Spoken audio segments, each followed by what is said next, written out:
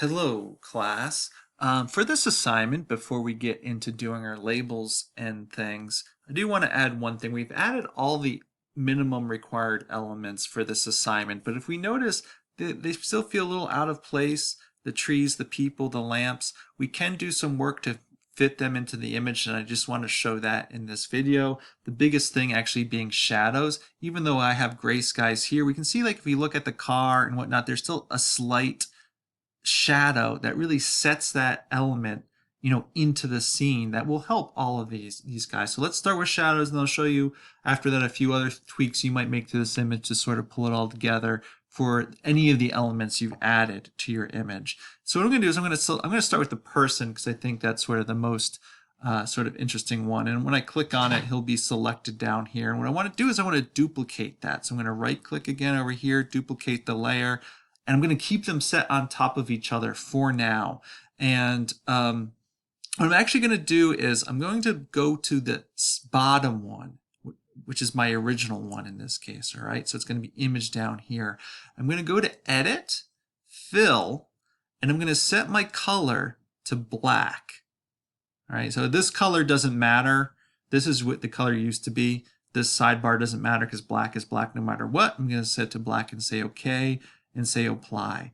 Okay, now we don't see any change because it's just behind. So if I turn off, this is how I turn on and off a layer, which is sometimes useful too. So I turn off the actual guy himself, he's back there, but I've made him all black or a silhouette behind it. All right, now what I'm going to do to that black layer is I'm going to go to Edit, Free Transform. Okay, sort of like when we did crosswalks. I'm going to pull his head down in front of him. Depending on which way the shadows are, the reality is the shadows are pretty diffuse. We can tell by the cars and that person in the background. So they're not going to be too big.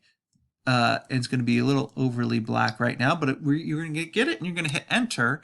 And you can see if I select off of it, it looks like there's a shadow of that guy cast right there on the street. And again, the length of your lighting and where your sun is really going to determine where the shadow angle is and how long the shadows are. You can control that all during distort. Just try to match the rest of the shadows in it. In my case, I have short shadows that are almost right underneath the object. Now it's still too dark, right? So the thing I'm going to do, I'm still selected on that layer. Oh no, I'm not selected on the layer because I clicked off of it. Let me click on this so I can select on this layer, right click to get my transparency, and then turn the transparency down to sort of match however dark you think the rest of the shadows are in there. Right? So, and in this case, oftentimes that's good enough. In this case, I might try to see if I can get a blur out of this. It's probably under filters if they have it in here. I've never done blur in here, so I'm just trying to see if they have something. I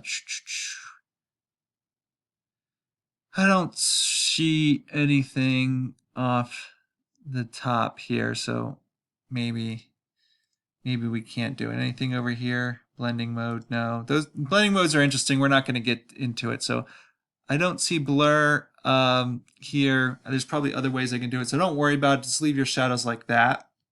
And what you'll want to do is, I'll do this off camera because there's no need to do it. Maybe I'll do one more. You want to do that for all the objects you change. So it'll work for trees as well. For example, if I click on a tree, I can right click, duplicate the layer, go to the one just below it, edit fill, change your color to black, say OK and apply, then edit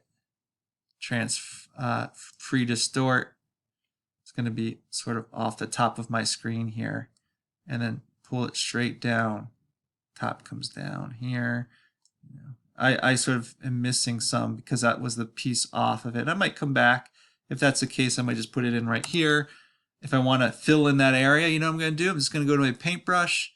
I'm going to go change. You might not need to do this. Change to a basic paintbrush. Make sure my color up here is black because that's going to be the color I'm working with. And then paint that in just roughly. Trees are sort of organic enough that you won't see it. Something like that. Right click to change my transparency down to whatever I think it should be. Like that. See how it really sets the tree in? Now in this case, I have to delete, just like I had to delete the tree, I have to delete it off the flag post. So if we remember, we're going to go to lasso, Polygon lasso, trace around the post of this street sign, and then press delete on my keyboard, Control D to deselect, and now it really looks like that tree is set there. So the person and this tree are the most things that are up front. They most stand out, but really, you know, should I do maybe something that lamppost, maybe this lamppost, perhaps these trees back here, you don't even see the ground, so you won't see those shadows. But go ahead and add shadows to anything you need to. I'll stop the video, probably tweak a few shadows on here before we move on, but those shadows are important. Before I end this video though, let's go back to something like this person. And go to my white arrow and select them. They also look a little bright, a little yellowy for my image, and you might go and change those things too. I mean, like if I were doing this, I certainly would. That's the same adjustment. So any levels could work. I think in this case, maybe I'll start with, let's try color balance, see how this goes. I'm going to take the reds down a bit.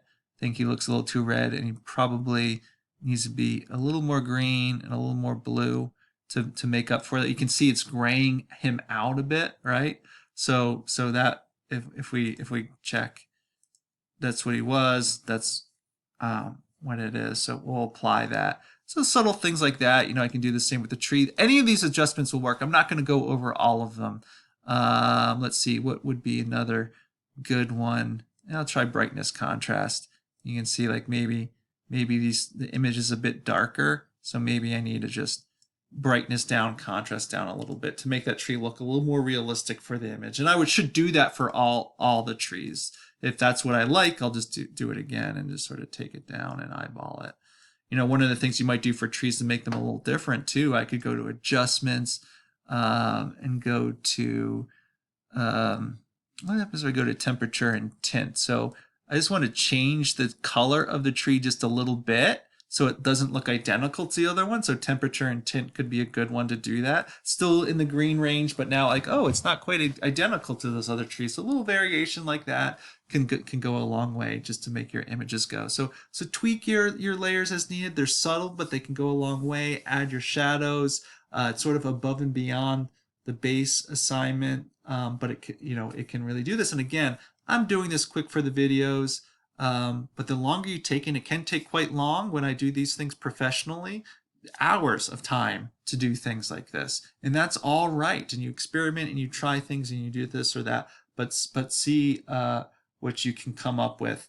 And I'll end this video and come back for labeling.